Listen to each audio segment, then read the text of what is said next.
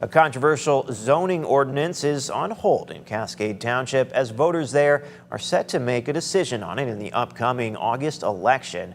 13 on your side, political reporter Josh Albertus joins us now. Josh, you talked with some local residents today. What are we hearing from that side of things? Yeah, essentially what we're hearing, Michael, what we saw all along parts of Cascade Road today was a lot of signage either to vote yes or no on the ballot proposal, signaling a lot of local focus on what may happen in just a few weeks. To me, it's home. Enter into Cascade Township and you'll find a big sense of community.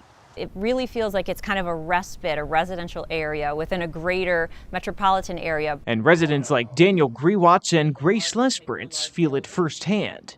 Our neighbors are great, and we've just seen so much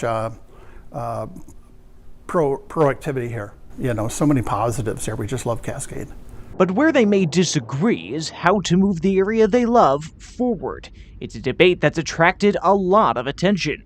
Have you seen something like this in Cascade Township before, or is this pretty novel? Not since I've been supervisor, but the level of interest is a good thing. The more people know, the better. Cascade finds itself caught up in debate over a controversial zoning ordinance, proposing changes to local property law. It's very restrictive. It's a very big change. But change, Lesperance feels, is needed. Well, our current ordinance is over 30 years old, and just over the years, the different amendments, changes have led to a lot of kind of contradictions or inconsistencies. So in a 4-3 vote, the Township Board moved in February to put in place a new ordinance. Lesperance, who was one of the 4 in favor, explained how the new ordinance would include things like apartment complex restrictions, updated building height limits, and no drive-thrus in village districts, among other things. To preserve that rural space, we limited the number of homes on a private road.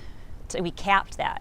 And then in addition to the private roads have to be built a little bit wider, several feet wider. But the proposal includes change that Grewatz feels is too restrictive. With so many components, he thinks voters should decide whether to accept it. Enough residents have signed to put the question on the August ballot. If they want change, that's fine. I don't mind change. I don't mind zoning. I don't mind smart zoning. But this was too restrictive, too far. Outside of her official township role, Lesperance supports the yes effort on the ballot to put the new ordinance in place. Inherently, zoning is restrictions, like it's rules on what you can do to your property. You know, we've heard it's too restrictive, property rights are lost. That really doesn't tell residents what the real issues are. Essentially what it comes down to is density. But for those like Grewatz, the answer is a resounding no. I think we're bringing awareness to it that wasn't brought before.